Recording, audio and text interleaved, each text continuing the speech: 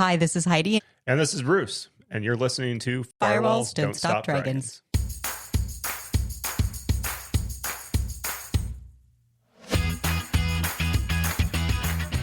Hello, everybody. Welcome back to Firewalls Don't Stop Dragons. I am your host, Kerry Parker.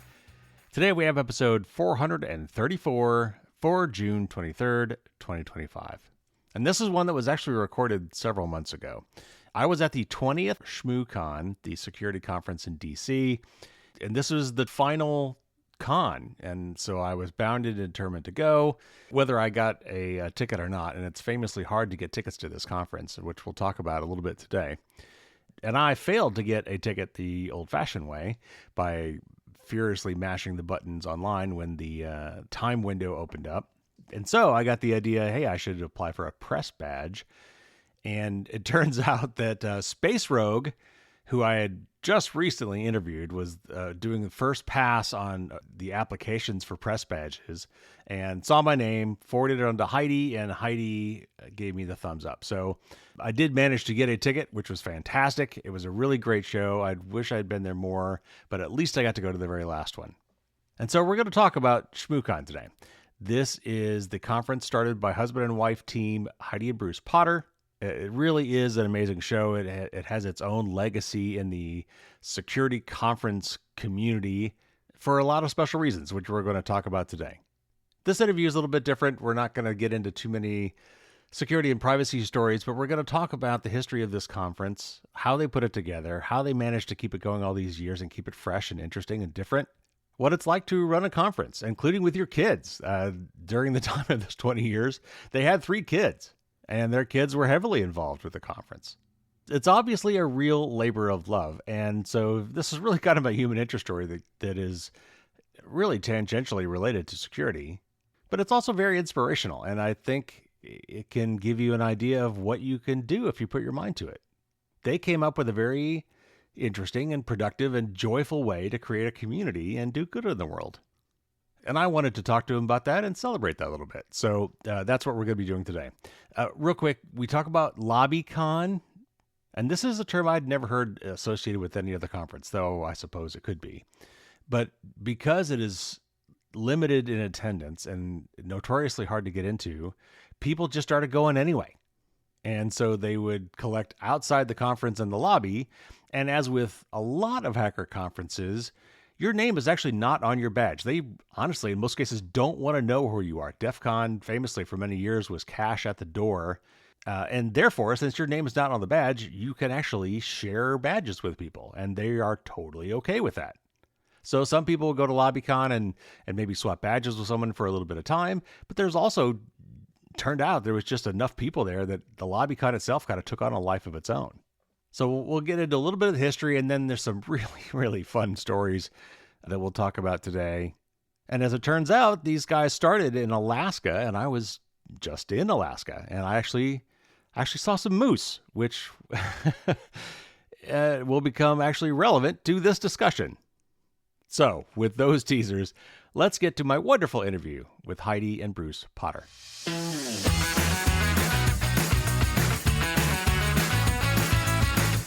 Heidi Potter was the lead organizer behind ShmooCon, bringing hackers together and making tech talks happen. As COO of TurnGate, she wrangles operations with the same finesse she used to herd conference goers.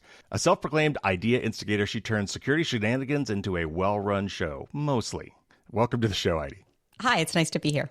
Bruce Potter is a security expert, hacker, and entrepreneur known for his work in information security. Bruce has spent his career breaking, fixing, and securing complex systems. With a passion for open security discussions, he challenges conventional security wisdom and helps organizations build stronger defenses, often with a touch of humor and deep skepticism. Welcome to the show, Bruce. Thanks for having me. Thank you so much for doing this, and I was so glad I got to attend the 20th and final ShmooCon.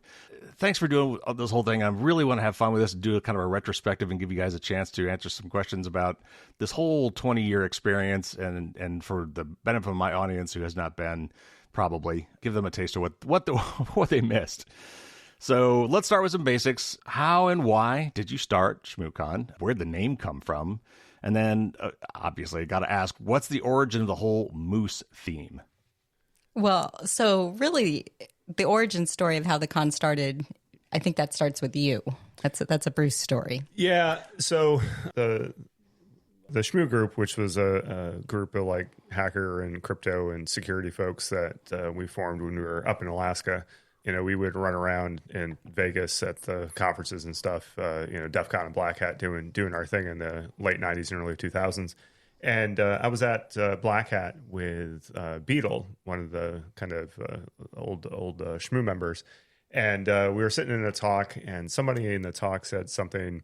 The speaker said something just totally nonsensical. And it was like, and it's the kind of thing that normally one of us would get up and be like, that's not right. And we would point and get into an argument with the speaker. But we were trying to be kinder, gentler people and waiting for somebody else to stand up and call the speaker out. They didn't. And we're like, well, that was kind of weird. And he looks at me, he's like, if we ran our own conference, we wouldn't let that stand. I'm like, oh, yeah, totally. That's a great idea, dude. And I kind of thought that was just like Black Hat random discussion, some random Thursday afternoon. We got back from the con, and a couple weeks later, he sent an email to the Shmoo group. And was like, well, I think he called you first, actually. Well, he did call me, yeah. But he's like, so took a second mortgage out my house, got some money together. We're going to go start this conference. Please tell all your friends because I'd like to pay this note off and not tell before my wife finds out about it, which is the key part of that story. Yeah. Oh, wow. Yeah, it was pretty funny. So he organized the first con and got 300 people together and ran it down at the Warden Park Marriott. So that was the genesis of the first con. It was really just a response to some crappy talk at Black Hat the previous year. So. Yeah, but we ran it out of our house. So ever since the very beginning, it's been run out of our home. Yeah. And we've been, heavily involved, obviously. But by that, you mean we stage it out of the house. We don't invite 2,200 hackers to our house. Sure. Certainly, semantics are in play here. People have thought that when I've told them, we run out of our house. Like, you invite 2,200 people over? Like, right. How big is your house? I live in the Parthenon, guy. Right. As far as the name, obviously, ShmooCon took the name from the Shmoo group.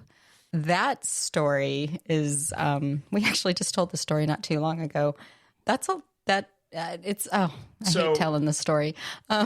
So it can be really long. I think the abridged version is... there's a guy that we used to work with. We were all working together, a bunch of us working together at Internet Alaska in the mid-'90s. And so it was an ISP based out of Anchorage that was bringing Internet to, the Slope and the Aleutians and all that, kind of pointing into the spear of Internet in the state of Alaska. And a bunch of us worked... in the tech support group, which was TSG, Tech Support Group. Okay. And they were having a meeting. They were having a TSG meeting. Yeah, and so one of the guys, his name was Andrew, his, at the time, girlfriend. Yeah, he had left his lunch at home, and she brought it to him at work. And she's like, I brought, Andy's lunch. And they were like, well, he's in a meeting. She's like, can I just leave it at the front desk for him? And they're like, oh, yeah, of course. And so she goes to write his name on his lunch. And instead of writing Andy, she writes, for my little Shmooikins, or something akin to that. Well, we're all in our, early 20s. Yeah. This does not fly. You do not let that stand. Anyway, so that he became Shmoo after that. That became his moniker. And let's just fast forward. He, at some point, purchased the domain shmoo.com. That domain lived on my box that lived on the floor under my desk at home. And when we started this hacker group, whatever we were calling it at the time, we couldn't afford to buy a second domain. Yeah. This was back in the day when they were, $100 for 6 months or something ridiculous. And we just didn't have that spare cash lying around. And Andrew had moved out, had moved on. And we looked at the box, we looked at the domain, we were like TSG, we were all TSG, we could be the Shmoo group, and it kind of making use of what we had. Sure. And paying homage to kind of our origin story at the same time. Yep. Yeah. So, and then of course there were unsurprisingly inadvertent cross posts between TSG at shmoo.com and TSG at alaska.net, where some Shmoo group member would post something to basically the tech support help desk at alaska.net. And they'd be like, I don't know what DES is or why you're having problems with the encryption, but is this meant for us? We're like, no, sorry, this is totally not meant for you. Like not your rodeo. But, right. And of course the Moose reference then. Yeah. And then, so there was the OG Shmoo, like the people that we inducted from Alaska, and then a bunch of us fled. and we started recruiting friends from other parts of the country, and people who weren't OG Alaskan Shmoo thought it was really novel that we were all from Alaska. And so Beetle, when he started ShmooCon, I think was the first to coin the phrase no moose, like to just let people know, just in case you were worried, that the Alaskans didn't bring moose along for the ride. And but it's also a play on like the no bull. Yeah. And then it kind of evolved into like, animals taking down technical situations. So I don't know, if you Google it, you can see like the moose antlers getting caught in the telephone wires, when they're pulling the cable. Yeah. So I mean, we can make the moose fit anything basically. And it's funny because I've done a lot of the graphics work, like the mechanical part. Heidi comes up with the ideas, and I tend to do the mechanics with Illustrator and Photoshop and whatnot. And I can't draw for squat, but I can draw a moose. Like after 20 years of this, like if you ask me to draw a moose, I can freeform it. Like it's the one thing I'm capable of drawing all of my lonesome is I know moose anatomy for some reason. It's very strange. It's kind of bizarre, actually. Yeah. Scary skills of moose. Well, as a software engineer over the years, I've been to a lot of tech conferences and trade shows and crap, and they were all kind of the same and mostly boring. Some of the talks were okay, but when I first started attending hacker conferences, and I tried to do this for years, I was not in the security department at Cisco, so always the security people got to go, and everybody else applied never got to go. So I finally, after COVID and I retired, I'm like, all right, I'm going on my own dime. I went to DEF CON. And I was just blown away. It was so different. It was, for one thing, it was a lot less corporate, a lot less commercial. It was much more about the attendees, learning and sharing and like making positive change. But it was so inclusive, so much more community than just, it was just so different. So it was a real breath of fresh air. So why are HackerCons so different? Like when did that happen? And then I guess in particular, what do you feel that ShmooCon was, how they're different from other hacker conferences? I think a big part of what made HackerCons different, at least at the beginning, is because we had to learn from each other, right? I mean, that was a big part of it still is a big part of the environment. And I think that's carried over. Yeah, I think, if the early days of DEF CON and other early stage HackerCons, a lot of the people only knew each other through forums, right? It was, mail list or IRC or whatever. And, on the internet, nobody knows that you're who you really are. And then you come together and be like, okay, that dude's corporate. That's not a dude, like everybody starts to learn who each other is. And then you're just like, well, these are my people, right? Like I came together with them, I communed with them, whatever. And so by its very nature, I think it was very open to who people were, not like their identity or anything like that. And so I know I was struck by that in the early days, and not just DEF CON, but we spent a lot of time going to like regional, local HackerCons, a bunch of them that don't even exist anymore. Yeah. And man, it was a remarkable cross section of people that would show up and just be like totally cool with it. Like, but the knowledge share is different too, right? Because, we talked about, or we have talked about in the past, like the formal programs that didn't exist back then, right? So where did you go? That's where you went, right? Yeah. So I think that was, those are some of the things that made those communities stand out. It's where you found your people. Yeah. Yeah. And then what made your con different? Yeah. Well, I think originally there was nothing like it on the East Coast, right? So we were trying to bring some of that to this side of the country. And we were trying to, I think, in the early days, I think a lot of people were like, are you trying to be DEF CON East? That was something we heard a lot. And the answer was always no. That's a terrifying thought for so many reasons. My first DEF CON, it was DEF CON 5, and I was pregnant. I was pregnant at DEF CON 5, just to give you some idea what that might have been like. I got, anyway, it was a very unique experience. But no, we had no desire to bring that to the East Coast in that same way, right? We wanted to kind of bridge the middle of what we were seeing maybe at DEF CON and bring the best of like TourCon, DEF CON, and some other events that were happening and meld them all together and, bring that to the East Coast environment. And in the heart of it, in D.C., I mean, we made that decision as well. So we knew we had to be maybe a little more formal to make it stick, but not so formal that it felt overly corporate. In the first few years, actually, we got a lot of pushback because of the name, because people thought it wasn't formal enough. Remember?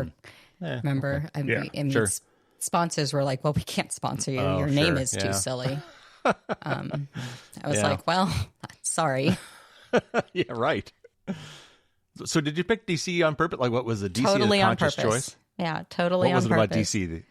We wanted to be, actually, we wanted to be where it mattered. We wanted to bring the information and the people to a place where that stuff wasn't being heard. It's different now. I mean, I think that, the government agencies and the folks that are in DC are much more in touch, with this community. But at the time, that wasn't true. So, I mean, that was very much a part of the decision at the time. Yeah, I think I might choose differently now. well, I mean, 20 years ago seems like forever and then not at all in the past, right? But I mean, when it started in 2005, there really weren't that many security conferences in the U.S., right? Like B-Sides didn't exist as a movement. There were some West Coast cons and that kind of thing. And even the East Coast, like SummerCon had been here, but that thing went on a journey. Like it went to Amsterdam and other places. So there was no. Well, it was down in the South for a bit. Yeah, it was like down it was in Atlanta. all over the place. It was all over yeah. the place. So SummerCon, which had its roots in DC for a stretch, had moved on, and then you had Hope in New York, which is its own journey. And so well, and like PumpCon, but that was still more underground. I mean, there was still. There was very they were little more HackerCon, Yeah. and we were trying to be somewhere in the middle. somewhere in the middle.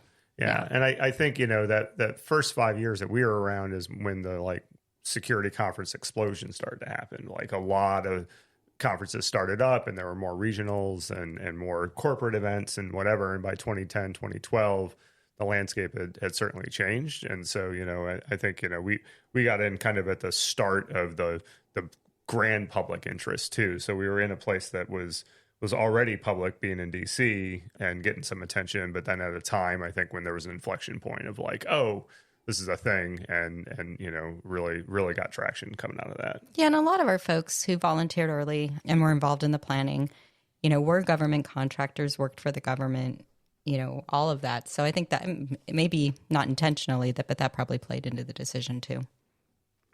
Well, one of the biggest differences between your cons and the rest is you guys have famously limited the number of attendees to keep the conference small. And, while you've increased the number a little bit over the years, I think you just recently capped it. The last cap was 2,200, I think, is where you guys ended up. Yeah, we capped that. Oh gosh, it's well over a decade that cap's been in place. But like DEF CON in Vegas, for comparison, is like 30K. I mean, it's much, much bigger. And because of this, the tickets just sell out literally in seconds. Like I've tried over several years to get one, and like you go to click the button, and this has become like a meme almost with you guys, is just clicking that, mashing the button. They're literally gone within 10 seconds. And so that has given rise to this thing that I'd never seen anywhere else called LobbyCon. So first of all, why did you decide to cap ShmooCon and to keep it small? And then, how does that decision shape the culture with things like LobbyCon? So the decision to cap the con was born of a few things. First and foremost, I really felt that once we reached that size, the con had reached sort of the atmosphere and feeling, and it felt the way it was supposed to feel, in my opinion. Like it was small enough to create the intimacy that we wanted it to have. So like you would always know somebody, right, if you attended, but large enough that you would still always meet somebody new, that there would always be something, new and fresh in front of you. But also, as much as, DC is a large-ish city, the venue space there is still, relatively limited. And in doing our research, we ultimately settled on the Hilton, and that number in that space worked very, very well. And that space worked very, very well. I always tell people, and I talk to a lot of organizers and, conferences that are just starting, and I always tell them, you have to consider, the venue as, kind of like one of your people. It's a major, major component in your setup. And you can't, it's not just something you get. You have to look at the layout. You have to look at how it plays into the atmosphere you're trying to create. And so for me, I wanted everybody on the same floor. I didn't want people going up and down escalators and elevators to get to another part of the venue to attend something. I wanted everybody to be together kind of all the time. And so that played into it as well. So that 2,300 number worked for us. The other part of that, landing on that number is that allowed us to keep everything when it came to moving back and forth from the con in a 26-foot truck. Barely. Really barely. Barely. Yeah. And I didn't have to, move to 2 trucks. So that was kind of, it sounds funny, but really that was part of the decision. Because navigating a 26-foot truck in and out of D.C., it's not easy to do. When you are dealing with people who drive that truck literally once a year, right? So that all played into it. But creating that atmosphere and finding that sweet spot for, the vibe you're trying to create is part of that. And then inadvertently out of that came, so I've been told, one of the best LobbyCons ever. I did not get to participate in LobbyCon very much. For years, I actually never went down because I'd be so exhausted and tired until it was probably like 6 years ago, a very good friend of mine said, Heidi, you need to go down at least for 10 minutes a night and just go and say hi to people and check it out. And I finally took their advice, and I'm so glad I did, because at least I got to see it, even if I couldn't stay and hang out. And I got to kind of see what was happening. And I'm so thankful for it. I was so thankful for that piece of advice. And it means something that people were coming, even if they couldn't be at the event itself. Yeah, well, that's why I eventually came, because someone said, "Look, just go. Like, even if you don't get a ticket, just go. There's so much going on in the LobbyCon, and you'll have several opportunities." And of course, the way a lot of the HackerCons are done, including your own, is there's no name on the badges. There's no name, and people badge share, and there's always usually extra tickets available from people. So if you really want a ticket, usually there was somebody who had an extra one. There were a few tickets still left to be had. At the start on Friday. But people badge share, and all that. Yeah. So I thought it was great. I really did. So, okay, when it's all over, when the dust is settling, the confetti and the balloons are all on the ground, how do you look back and say, this was a successful ShmooCon? Like, what are the hallmarks to you of a good ShmooCon? And then when it's all over, like, what is your recovery process like? Because you've been building up for this for months. And the last month, I'm sure the last week in particular, are just nuts. So how do you come down from all this? So I'm curious. I'm really curious what Bruce's opinion is as to how do we define a successful ShmooCon? So when the con is over, we come back to the house like that Sunday night, and we, a certain member, we invite the staff back to the house, and we'll do a debrief, and it's usually like an hour long. And I have this little riser kind of landing on our stairwell, and I'll kind of talk through like the behind the scenes stuff that maybe the staff wasn't aware of. And I'll tell them some stories, and then we'll go around the room and we'll like, what stood out, what didn't stand out. And, there's always stories, there's always fun things, but there's never been a bad con. Not once, not ever. No. That's quite the accomplishment after 20 years. Well, I think it's just all about the attitude, right? I mean, well, there's never really been a bad con. I mean, I can't think of anything that would have made any one of them a negative, like a whole overall negative. But it's always because you're learning every step of the way. So if you come out of it knowing what you can do better, or recognizing the fun moments, or realizing or celebrating something amazing that happened, then how can it not be good? But that being said, I'm curious what Bruce says. I think a lot of the stress and oddities at a conference end up being behind the scenes, right? They're oftentimes very hidden from the attendee. And even when things get weird, attendees are kind of like, whatever, I mean, they tend to, they're pretty resilient. It's not they don't own the rodeo. They're just watching the rodeo, right? Right. And so I think, we've had certainly stressful run-ups where, things are late, or something didn't work right, or badges got lost, or whatever the heck the problem was. And we always found a way through it. But yeah, I mean, we've had, the one year all the backs of the badges, just because of the backs, got lost on the UPS truck or at the warehouse or something. The one year we printed the wrong year on the badges. We had a nice save for that one, though. I was pretty happy with that. But those are like surface things, right? There's relatively easy fixes there. Yeah, I think one of the truisms through any of these events is like, if you just take a whole bunch of people and put them together in a place and say like, go have fun for a few days, like they'll Magic figure it out. will happen. Yeah. And I think we've even joked like you could just put an open invite, like 2,000 hackers should just show up and I don't know, Albuquerque next Tuesday and just hang out and be like, okay, cool. Well, I think a great example of that is we just went to DistrictCon a couple weekends ago. You want to talk up the first year? Well, they call it year zero, but the first time they've hosted this event, and they woke up day one and the power was out.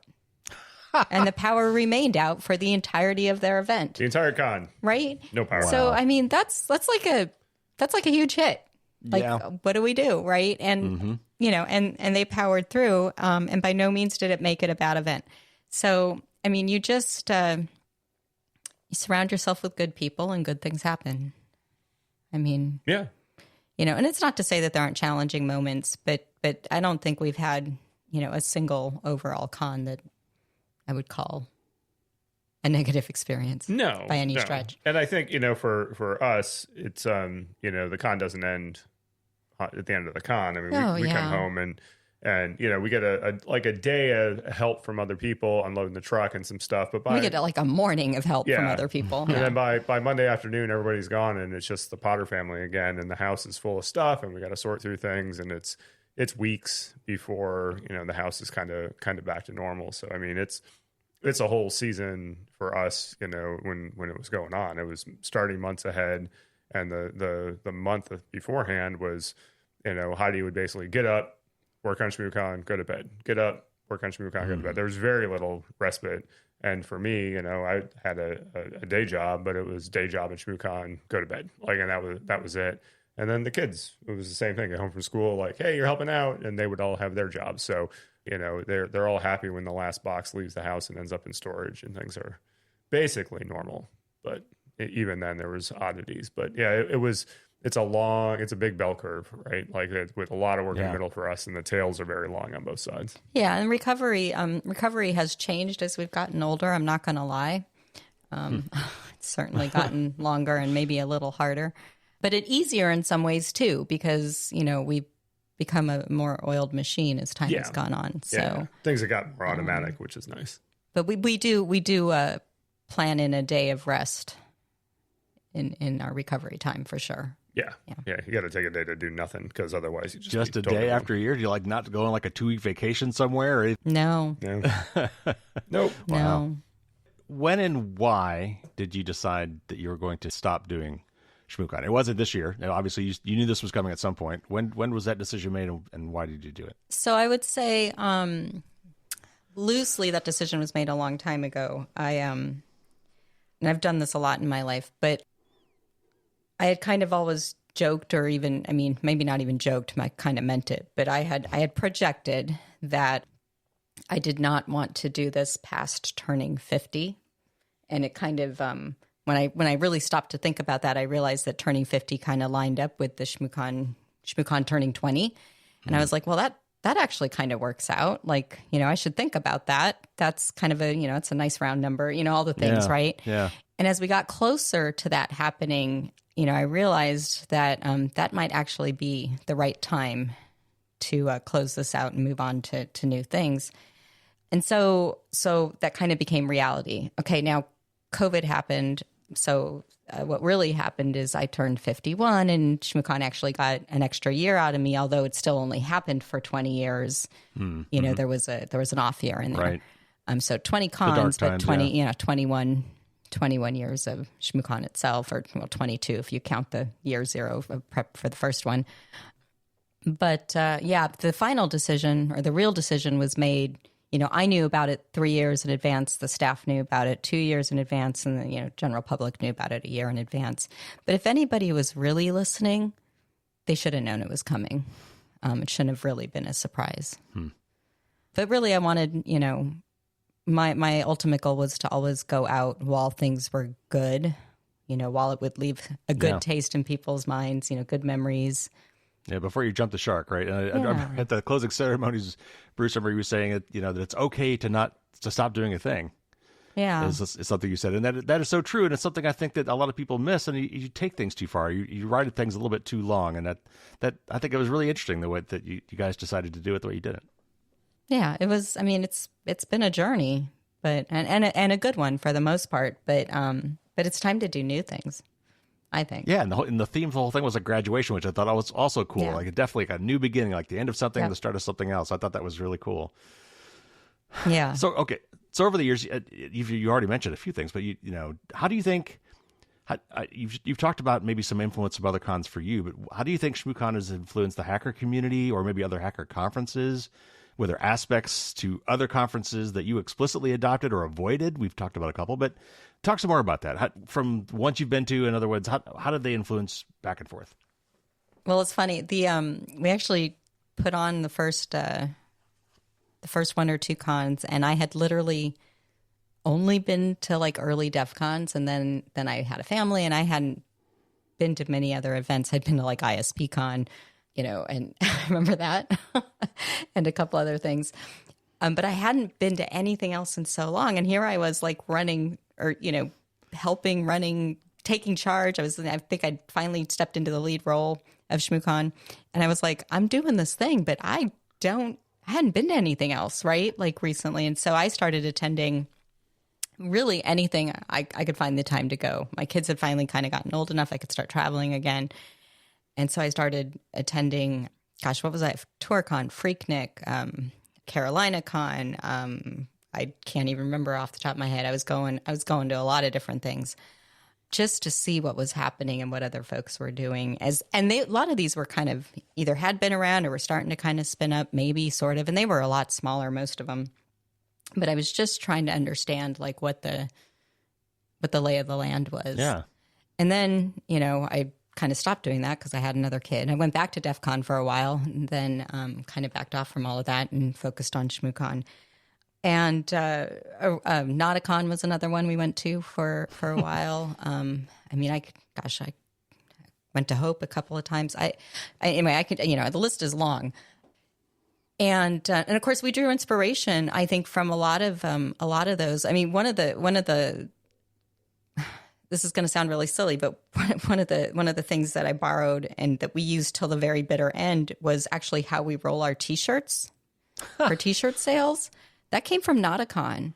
Huh. And I was like, that's brilliant. Can I take that? And they just laughed. They're like, of course you can take that, I'm like Heidi, we're rolling T-shirts. And I was like, well, yeah, but I just feel like I should ask. And so I think the only thing like maybe we did different or that we perfected on that is we made sure we always rolled our shirts with the tags on the outside, so you could still see or confirm what size it was. But that, Sure. That was borrowed from another con. So you're always looking or seeing, what's happening and how even things like that can change how you do your event. So we've certainly been influenced over the years by a number of events. I think we took some of our earliest inspirations from TourCon. They were some of our biggest supporters, Hikari and Geo and all of them in the early years. But, as we grew bigger and became, I think, one of the, iconic events in the hacker space, I have spoken to and given my time to, I can't even tell you, a number of cons as if they've started their journeys. Well, let's talk about Own the Con. That is something that you guys do that I don't know if anybody else does. Not to the same depth that we do. Tell us about what that is and why you started doing that. So Beetle did that the first year as kind of, was it the first year? I think it Maybe was the second year. Yeah. And it wasn't as to the depth that we do it now. And it was mostly just like, hey, just so you know, kind of thing. And then I just ran with it and kept it going. I just really believe in that transparency, especially if you're not running a con for profit. Now, we are not a nonprofit entity, but we run the event kind of as if it were. We're running it for the community. And so I really just wanted to say, hey, this is what we're doing with the money. This is how we're doing this. This is how you can do this if you want to. Mm-hmm. This is how we choose to make these decisions. This is what works for us. These are the tools we're using. If you have any questions, always feel free to ask. It also gave us a chance to tell some of the behind-the-scenes stories, not all of them, but some of them. And because of that, people then, reach out to us in the off season and ask follow-on questions. Yeah, I think part of the original impetus of Own the Con and providing all that transparency was kind of rooted on even the initial idea of like, you can't trust anything that's going on around you. You should challenge the speaker. You should challenge the things that are happening. And I think Beetle was trying to, have some transparency in that space so that people would build trust, right? It'd be like, hey, here's how we're doing it. So it's not just an exercise to help others, but it's also to help our attendees and the public at large understand like what went into this. And like, you can choose to like us or not, but at least here's who we are. I mean, laid it bare.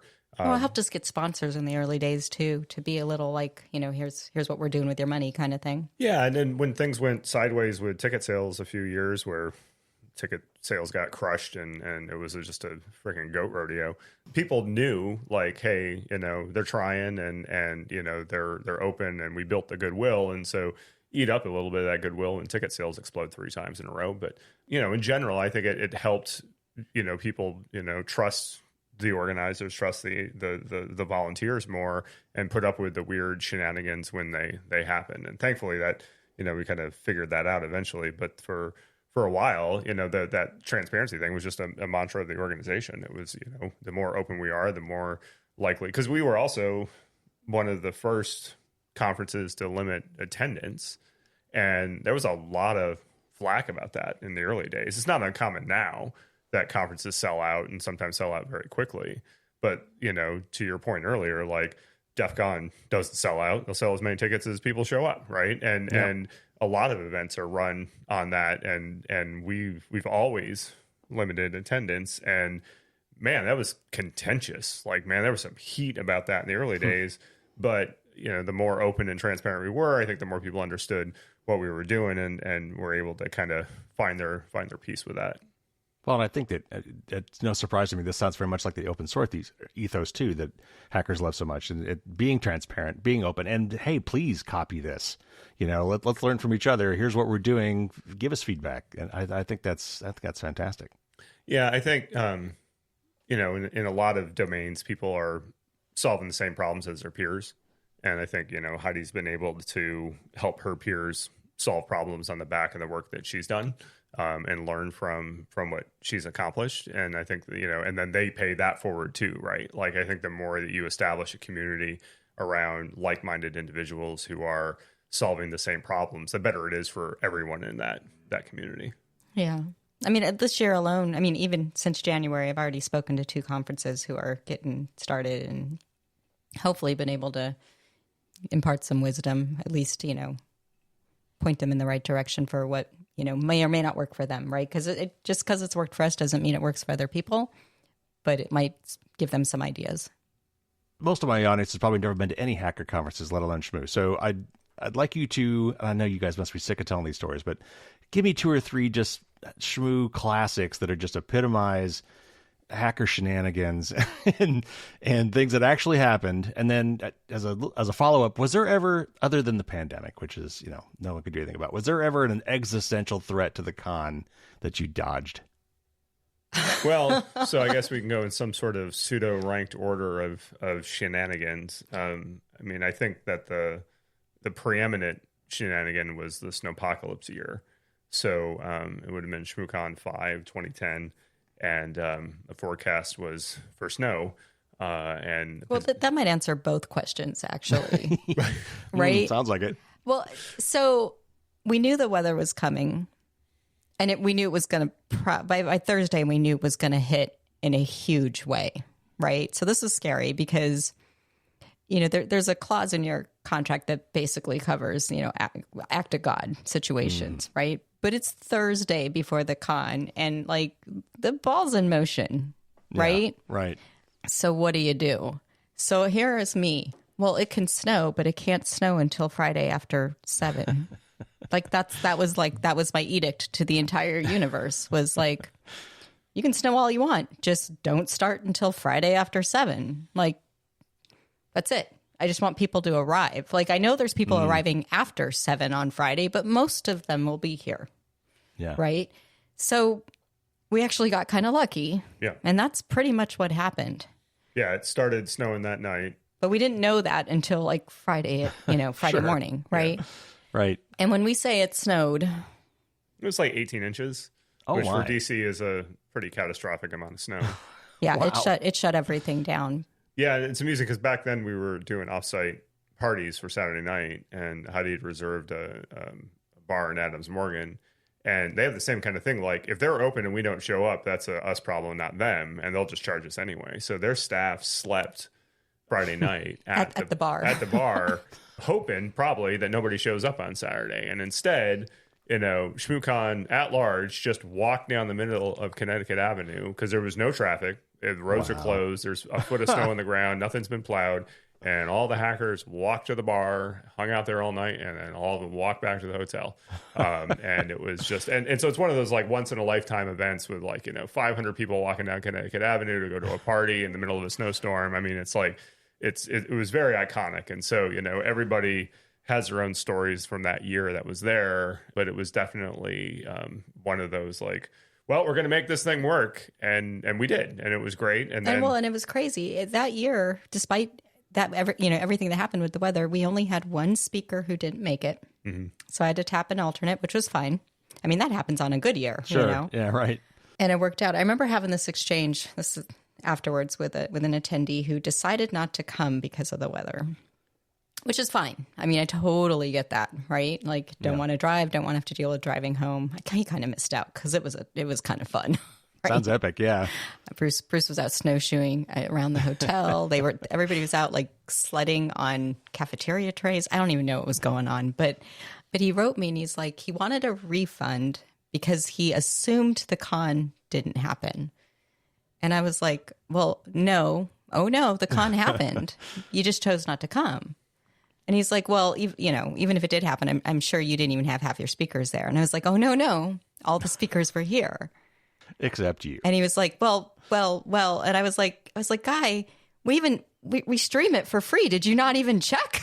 And I was like, I'm so sorry you weren't here. No refund, but I'm nice. So I'm going to send you your bag. And so I sent him his bag and his badge because, why not? Sure. I felt really bad that he had, just assumed it wasn't going to happen. Yeah, and it was. I mean, definitely he missed out. I mean, it was. Oh, he did. There were the part of the skylight over the bar at the Marriott broke, and it was snowing inside the Marriott at 2:00 in the morning. People are the bar's just closing down, and there's snow and glass, and everyone's just having a grand old. It was crazy. Yeah, I suppose another iconic story is the broken chandelier story. Yes, I was going to ask that. What is the story? So every year, at least in the early days, we would have giveaways and throw stuff in the audience and whatever. And at some point, Pablo's, one of the OG Shmoos, is up on stage. And it wasn't Pablo's? Redbeard. Oh, it was Redbeard? Yeah, not to call you out, Redbeard, but it was Redbeard. Redbeard. And everyone's throwing these like roll-up T-shirts and all this other crap in. And the venue, was that the Hyatt? Yeah, it was the year we jumped to the Hyatt because of the inauguration. And they had some wacky, like they always have these ballroom chandeliers that are like, crazy looking and whatever.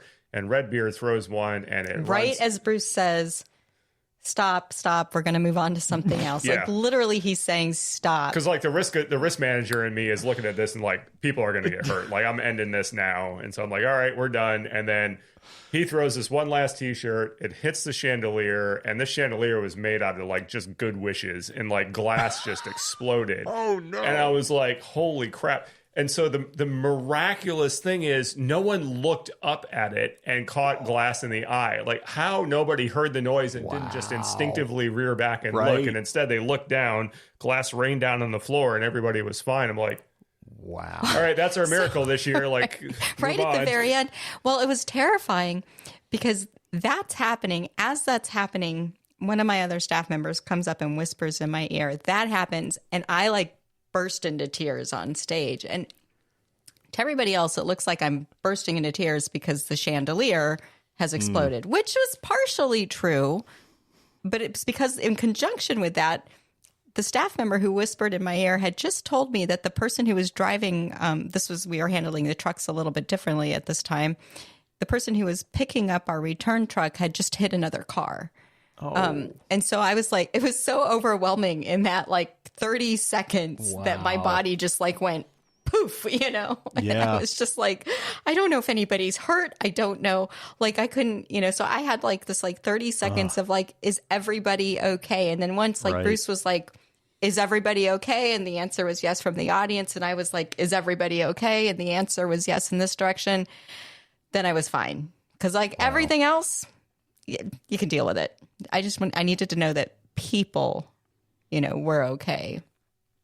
And then we were able to move on. Yeah. You guys are obviously a really good team. So I've got to ask, what is it like to run a conference with your spouse? What are the pros and cons of that particular arrangement? And I envision you guys have like a safe word. Like when you guys are talking at home, like, no more business. You say this word, we stop. How does that work? So running the con has actually been not bad. Bruce? So I think that we both have the styles in which we work, and we're both understanding of those styles. Heidi is very attention oriented, very much when she's on, she's on, and she's off, she's of what off. You're gonna say. Like it's just a step function, and I'm more of a slow burn. Like I'll just keep doing stuff slowly all day long while I'm doing other things, and that worked for me. She was the external face. She was doing all the logistics and whatever.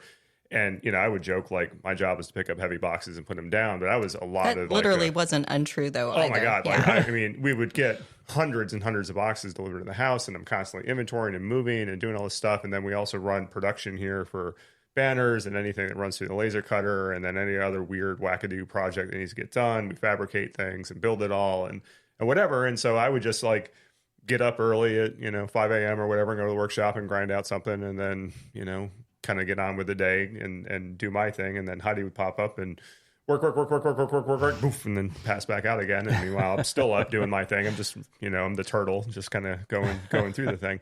And so, I think in general, we found our speed pretty early and worked together and pretty you were, well. I will say, very incredibly respectful of the roles. Yeah. I tried to be. It was weird because like, in the early days of the con, I was doing a lot of like traveling and talking and I do a lot of public speaking, not nearly as much as I used to. I used to do a ton of public speaking and Heidi was terrified of the mic. And so, we would get to the con and even though she had done all the work, I would be like the front man and just carry the torch for her and whatever. And then, I don't know, 10 years ago or so, she was like, I think I want to do more of that. And so she started to find her voice. And when she found it, I would pack up. I think it was more like you were saying you should do more of that. Well, there was maybe some gentle, might have been both, some gentle prodding that would occur, but then she found her voice and then she just became the front person and I stepped back and just did the supporting stuff. And I think it worked out really well. Although I will say what's funny is that in the current situation where she works for me at Turngate, she started working for me, which is very much a role reversal. And well, because in the ShmooCon domain, I was the boss. Yes. Right. Yeah. So. She was the boss, and I did the things, and so then the roles reversed.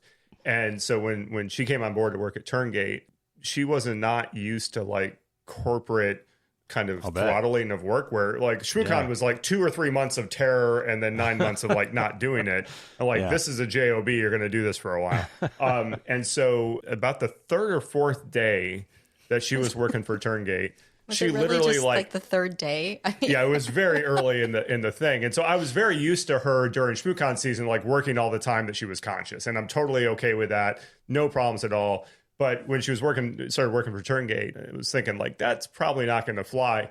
Well, she literally like fell asleep saying a thing about work. And then I was like, okay, whatever. And then woke up in the morning and like literally continued the sentence. And I was like, no, like that's not going to be a thing that's going to happen here. Like we're going to have at least a few boundaries. And to her credit, she usually takes at least 3 or 4 minutes now before she starts talking about work when she wakes up. So it's not every day. It is not every day, but there are definitely days where you pop out of bed and start talking about work. And Listen, I've come my to brain, accept it. Noodles overnight. Yeah, it's all good. But it was just so funny. Like it was like the sentence just had an 8-hour pause. And I was like, okay, we gotta find some guardrails here. I didn't realize it was really that early. He did actually stop me mid-sentence and was like, we're not going to do that. And I was like, but... Have your coffee, have breakfast. We can talk about it in a bit. Because, I mean, it's also the danger of working at home, right? It's like, how do you establish? And with the con, again, like it was no big deal because it was just a few months. And so we were kind of used to like, hey, this is going to be really intense. And then it settles out and things are normal. But when it's like a long running job, like you have to have some guardrails. You have to have some downtime.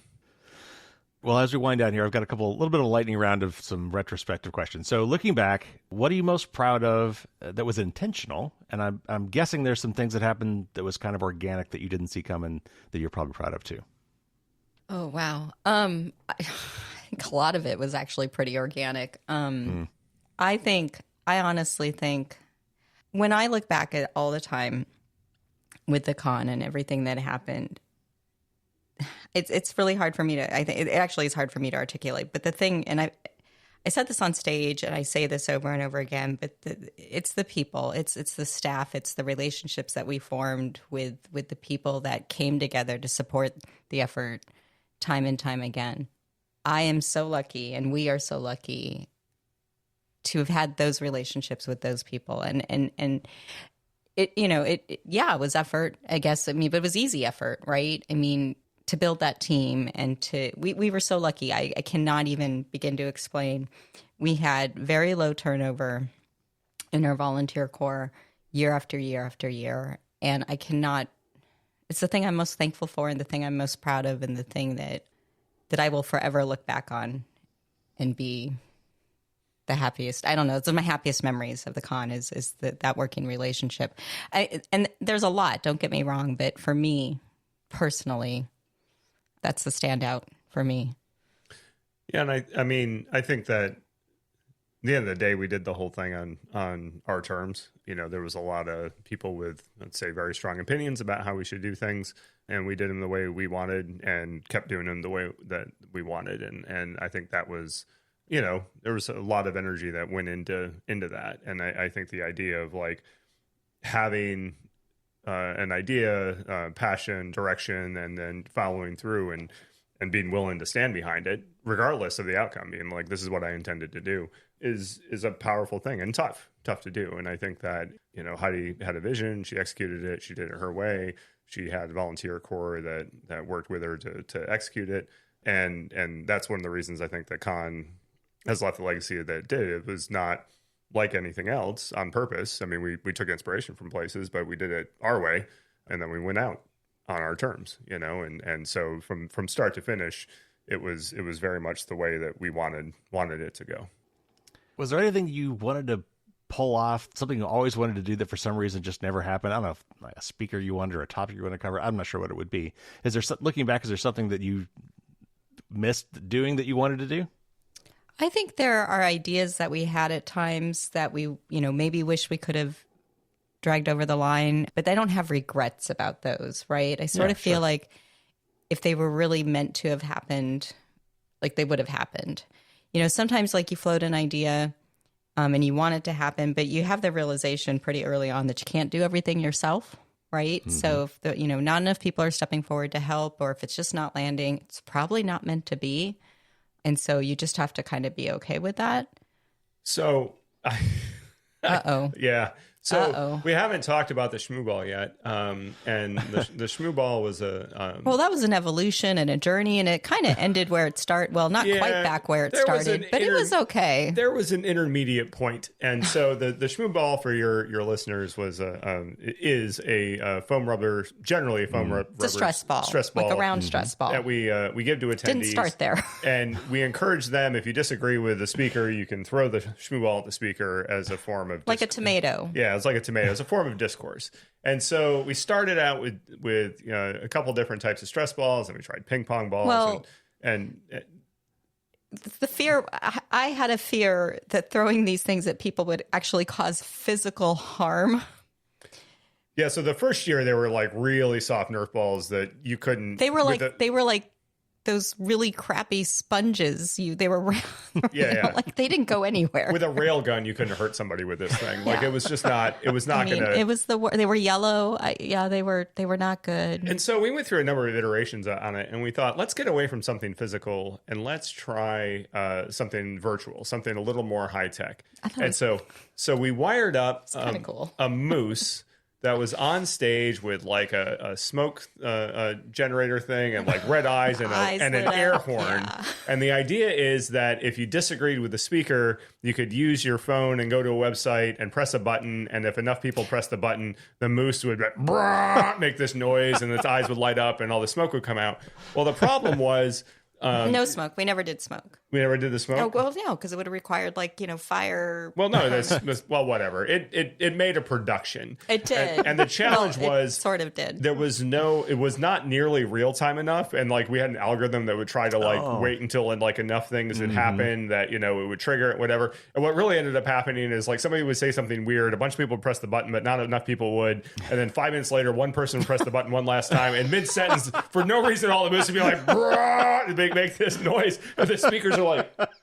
What the hell was... So there was no... They're like, I just said I liked my mom. The correlation just did not exist. And by like the third speaker, we're like, this thing is not working right. And so somewhere Pavlov was rolling in its grave. Oh my God, it was awful. And so we just went and unplugged the thing, and that was the end of it. Total kudos to the guys who like tried to help us build that. I mean, but this is like the stuff of lore, and this is where the stories get built. And this is why I say, like, don't be afraid to make mistakes, because... if nothing else, you have cool stories to tell. Yeah, I would really have liked to bring that moose and make that like a real thing to scare the hell out of all the speakers and make it real time. But we decided, what's easier? Buying stress balls with our logo on it. So but I used to like stress test the stress balls. Yeah, we throw them at each other and see if it hurt, that kind of thing. I gave up on that eventually. Yeah, neither of us can throw hard enough. It didn't matter. Yeah, well, I guess that's true. So... when you guys were winding this down, did you ever at any point think about handing this off to somebody else, like even your kids, because your kids are involved in this stuff too, right? I mean, have you thought about it? And I asked Jeff Moss this question too, because in my head, I don't know where I got this idea. I got this whole Willy Wonka style thing where you come up with this, because there's so many cool contests and things at HackerCons, right? And so I almost envisioned this crazy, almost secret contest to find the worthy successor to the thing. So our answer is no. We knew we would never hand it. It's funny, I asked Jeff that same question. We were at a wedding together last year, but I won't divulge what he said to me just in case the answer is different. I suspect it wasn't. But no, we knew we were never going to hand it off. We knew that we just wanted this to end when it was right for it to end. I mean, from the very beginning, we knew nothing needs to live forever, right? And I very strongly believe that things need to end so other things can follow, or, new things can start. As far as our kids go, as much as they have been instrumental in this, and in fact, in instrumental in many things that we do, they don't want it. But they do very much want to be involved in, the next projects that we have. So, yeah, I think, it was, to them, it was a family business, and which was great. And they learned a lot, and they learned skills and had fun and whatever, but they don't want to be at the pointy end of that sphere. But that is the hardest part of shutting it all down for me, is that as much as like ending it for myself and ending it for the community is very sad and bittersweet. The hardest part for me really was feeling like I was taking it away from my kids, because they grew up in this. It's like, it's just part of their lives. So it'd be like, moving to a new town when you've lived in the same town like your entire life. Mm-hmm. That's been really hard for me as a mom. That part of this decision has been really hard for me. They've assured me it's okay and they'll survive because they're good kids. But I'd be lying if I wouldn't say that's been probably the hardest part of my emotional struggle. Yeah. All right, so let's wrap it up. What are you guys doing now? What are you doing now that ShmooCon's over? You talked a little bit about Turngate. Tell us a bit more what you're doing, and do you have any intentions of doing anything? It sounds like you're consulting more with other people who want to start cons at this point. Yeah, we've always done that, but yeah, we're doing some exciting stuff. We've got Turngate going. Bruce, I'll let you say. Yeah, so I inadvertently started a company a couple of years ago as we were getting ready to wind down ShmooCon. I was looking for a new... Unrelated decisions, by the way, just so folks know. Totally unrelated. Yeah. I was just... I was a CISO at another startup, and the dirty secret of startup CISO land is if you're reasonably competent, it gets very boring very quick. You build the program, you do all the thing, you hire the people, and nothing happens. So I hit that point, and I was looking for a new opportunity. Kind of inadvertently pitched the idea for Turngate to a VC friend, and next thing you know, they funded it and started a company. So, we're doing SaaS audit log analysis, which has been a pain point for me for a number of years, and something I always tried to buy, and nobody had created. So I figured, what the heck, I'd build it and see if other people will buy it. So that's going on. Heidi's the COO there. We're like a dozen folks. We went to GA back in December, and we're having a grand old time building that. I mean, it's been a blast, and starting to get customers on the platform and getting good feedback. So that's been fun. And then Heidi. Yeah, so I stood up a company called Moose Meat, MEET, to play off of that Moose theme, to kind of follow on the coattails of ShmooCon once it was done. And the intent there is that I'm not done running events, so I will be standing up some stuff in the near future. A couple caveats: that won't be in January. I'm done with that. Running an event in January is incredibly difficult, so that's just my fair warning to anybody ever. January's hard. Yeah. If you celebrate any holiday in January, but also supply chain deliveries, right, you're competing with everything. If you run an event in January, towards the end of January gets better, but those first few weeks, brutal. And but yeah, so Moose Meat, I'm looking forward to doing some stuff with that. So not in January, and probably most definitely not 2,200 people. So I'm looking to run some smaller events. Probably not the first week of August either. Oh, yeah, most definitely not the first week of August. For your listeners, that's DEF CON. That's DEF CON, Hacker Summer Camp. Yeah, you can't run another security conference outside of Vegas at that time of year. And we'll both be back in Vegas again this year. We were back there for the first time in a long time last year, but we'll be back again volunteering in speaker ops and having a good time out there. Yep. So. All right, last question before we go. What are we supposed to do now that ShmooCon's gone? Where do we go now? And for some of my audience that maybe has never been to a hacker conference, what's your pitch to say, hey, give this a shot? Because a lot of B-sides. That's usually what I recommend to people. But there's tons of B-sides. And definitely, I mean, the nice thing about that, now, they're all different. So, go see if it fits your needs, right? Yeah. B-sides is a big umbrella for a lot of different things, right? But there's some really good ones out there. But I would also say there's a couple new conferences that have started recently that I think are really becoming, that are going to be great. There was one started last year in Savannah called ResetCon. RSTCon is the website. Yeah. So I went down to that last year. Pretty small event last year, was around just over 100 people, but it's going to grow, I promise you. Being run by two amazing guys. And they just announced dates, or they didn't just announce the dates, but actually just today I got the email for registration. But I think it's the end of October down in Savannah.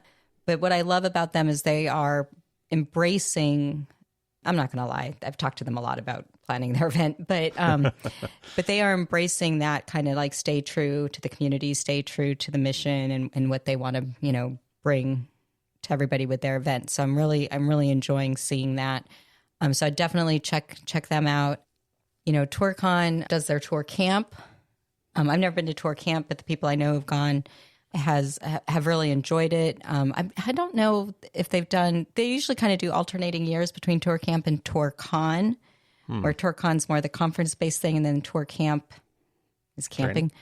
Camping. Okay. Yeah. Well, it's they have like a big geodesic dome that they bring out sometimes, I think. And anyway, that's on the last couple of years they've done that on the island outside of Seattle. Can't remember the name, but anyway, I would definitely check them out. They've been around for a long time. That's in Hikari and crew, and they always do a good program. Yeah, I think the general rule of thumb is like find a local event and go to it. Don't feel like you don't belong. I think that's you've got GurCon in Grand Rapids. We hear kind of over and over like, oh, I didn't go to whatever this con because I didn't feel like I would fit in, or I don't know enough, or whatever. But the reality is like nobody's there judging you, or you're not, right. You're not the main character, right? Like you can go and enjoy yourself and learn and whatever. And I think that's true for any domain. If you go to a comic book con or an anime con or whatever, like, no, I mean, maybe you're all dressed up in Gundam and maybe you're just rolling around in a t-shirt and jeans. Like, doesn't matter. Anime cons will accept anybody. Hacker cons accept anybody. You can go and be yourself. Gone to every other year, but they're a great event in Chicago. Yeah. You've got, SummerCon is going to be up in New York, in Brooklyn area. Plenty of options. There's lots of options. If you happen to be at ShmooCon this year, I put a whole list of them in the back of the program. So, international. There's no shortage. Yeah. Of things to do and conferences to go to.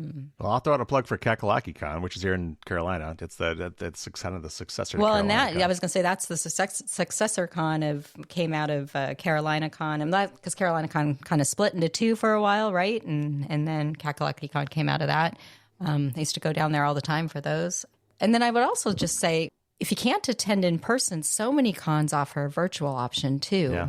So just Since COVID, check that's it out. gotten a lot more popular. Yeah. I've actually attended a number of like industry specific events virtually this year and gotten benefit from them, even from like the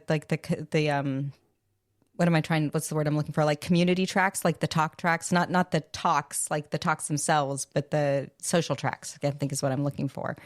So, don't be shy about checking those out as well, because you don't know what you'll find. So, and a lot of the hacker cons in particular are really good about streaming their video for free after the fact. Yeah, you guys do it. Yeah, we were one of the first ones to do that as well. So we streamed live and then provided the content for free afterwards. So I don't know. It's hard to say that we were like the first, but we were one of the first to do that. It was funny. It was early days, and Ted, God bless Ted. We had a guy named Ted who would come and record, and then he would burn DVDs on site and sell them and whatever, back when people bought DVDs. But we would get these copies of the DVDs, and then we had to rip them down and then post them. And it was like, this is back, 18, 19 years ago, like ripping video down and posting it on the internet, like, wow, like, okay, well, I guess we'll cut it at like 320p and then hope it doesn't kill anything on the way out of the tubes. And now, like, whatever, like nobody thinks about streaming video on the internet. But at the time, it was a big, computationally expensive. Like we were ripping like 40 or 50 hours of video and be like, okay, that's a week of ripping. So yeah, and it was too. Yeah, storage. Yeah, tons of space, tons of compute. It was a big deal. So. And we used to have weird arguments about like codecs and whatever, and now whatever, you just here it's on YouTube, we're done. So it's a lot easier than it used to be. All right. Well, I love Ted. Thank you so much for doing this, and I was so glad I got to attend the con. Thanks for coming on the show and letting my audience know what it was like. I appreciate it. Thanks for having us. Yeah, it was fun to be here.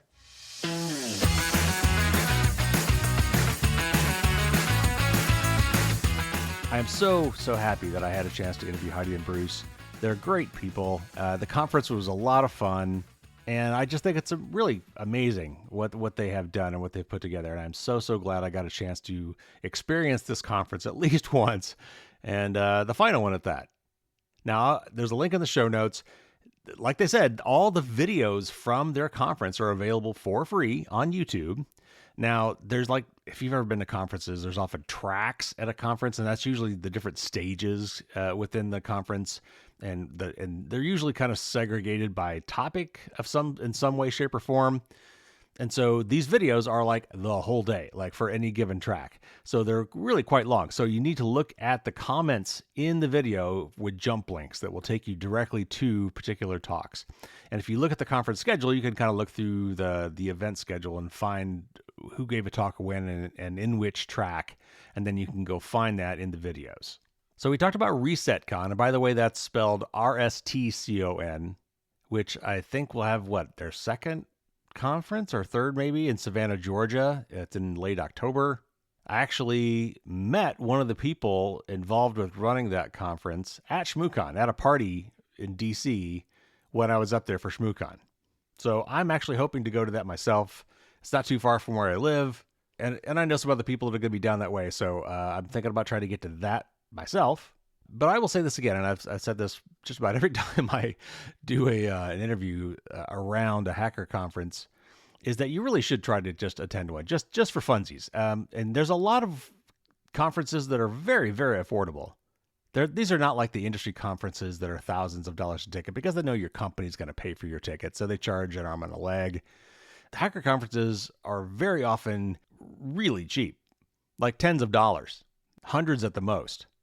So B-Sides, if you go to bsides.org, B-Side like the B-side of a 45, the old LP, 45 RPM records that you would play. The B-Sides is taken from that concept. If you go to bsides.org, they have a calendar there. There's hundreds of these things around the planet. They're all over the place. So you might look and see if you can find a B-Sides.